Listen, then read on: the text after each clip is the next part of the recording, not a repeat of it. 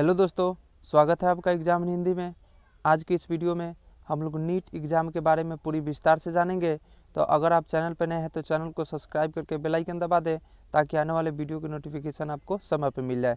तो चलिए सबसे पहले जान लेते हैं कि नीट एग्ज़ाम के बारे में हम लोग किन किन टॉपिक को कवर करेंगे, यानी किन किस विषय पर हम बात करेंगे।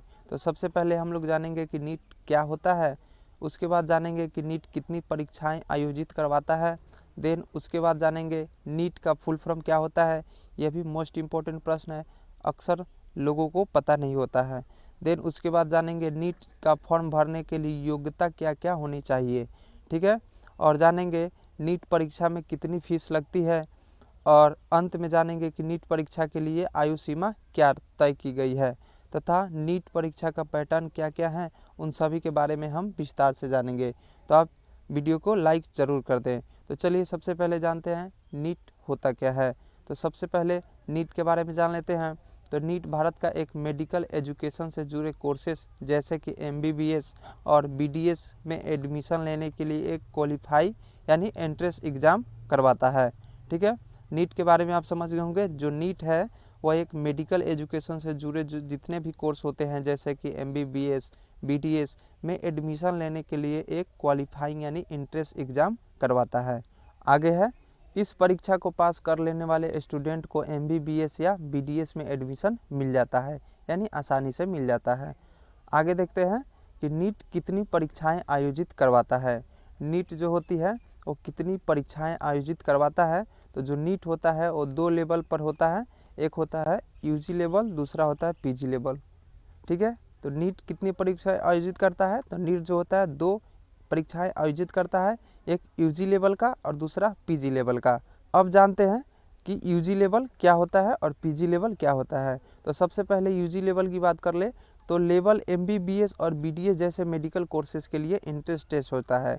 जो UG लेवल एग्ज़ाम होता है उसमें MBBS और BDS जैसे मेडिकल कोर्सेज के लिए एंट्रेंस एग्ज़ाम होता है। वही हम PG लेवल की अगर बात करें तो यह MS और MD जैसे मेडिकल कोर्सेज में एडमिशन के लिए एंट्रेंस एग्ज़ाम देता है, ठीक है। यह एग्ज़ाम हर साल देश के लगभग 479 मेडिकल कॉलेज में एडमिशन के लिए आयोजित किया जाता है PG लेवल के एग्ज़ाम के लिए, ठीक है, PG लेवल में एडमिशन के लिए। अब जानते हैं कि नीट का फुल फॉर्म क्या होता है। यह भी मोस्ट इम्पोर्टेंट प्रश्न है, अक्सर लोगों के मन में यह प्रश्न बना रहता है कि आखिर नीट का फुल फॉर्म क्या होता है। नीट का जो फुल फॉर्म होता है वो होता है national eligibility cum entrance test, यानी national eligibility cum entrance test, ठीक है। नीट के फुल फॉर्म के बारे में आप समझ गए होंगे। अब जानते हैं कि नीट जो होता है उसका फॉर्म भरने के लिए आपके पास क्या योग्यता होनी चाहिए। यह भी महत्वपूर्ण प्रश्न है, उसके बारे में हम बात कर लेते हैं। तो नीट परीक्षा में भाग लेने के लिए परीक्षार्थी को इंटरमीडिएट परीक्षा में केमिस्ट्री, फिजिक्स और बायोलॉजी विषय के साथ साथ उत्तीर्ण करना होगा और इंटरमीडिएट में 50% अंक लाना भी आवश्यक है, तभी आप नीट परीक्षा में भाग ले सकते हैं, ठीक है। सबसे पहले आपको फिजिक्स, केमिस्ट्री और मैथ या बायोलॉजी विषय के साथ उत्तीर्ण करना होगा और इंटरमीडिएट में 50% अंक लाना होगा, तभी आप नीट के एग्ज़ाम में भाग ले सकते हैं। तो आप नीट एग्ज़ाम में फॉर्म भरने के लिए योग्यता के बारे में आप जान गए होंगे। अब जानते हैं नीट परीक्षा के लिए कितनी फीस लगती है। जो नीट परीक्षा आयोजित किया जाता है उसके लिए बच्चों को कितने फीस देने होते हैं उसके बारे में जान लेते हैं। तो सबसे पहले जान लेते हैं कि नीट परीक्षा के लिए अलग अलग कैटेगरी या अलग अलग जातियों के लिए अलग अलग प्रकार के फीस लगते हैं। जैसे कि जनरल या अन्य पिछड़ा वर्ग के लिए 1400 रुपये प्रति व्यक्ति या प्रति स्टूडेंट के रूप में लिया जाता है। वही अगर अनुसूचित जनजाति या अनुसूचित जनजाति के लिए बात करें तो 750 रुपये प्रति स्टूडेंट की दर से लिया जाता है। तो आप नीट परीक्षा में फीस कितनी लगती है उसके बारे में आप जान गए होंगे।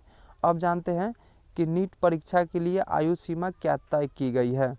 तो नीट एग्ज़ाम में शामिल होने के लिए विद्यार्थियों की आयु 17 वर्ष से लेकर 25 वर्ष के बीच होनी चाहिए और आरक्षित श्रेणी की अगर बात करें यानी आरक्षित कोटा में जो विद्यार्थी आते हैं उसका अगर बात करें तो उसके जो एज के अनुसार कुछ उसका छूट दिया जाता है, ठीक है।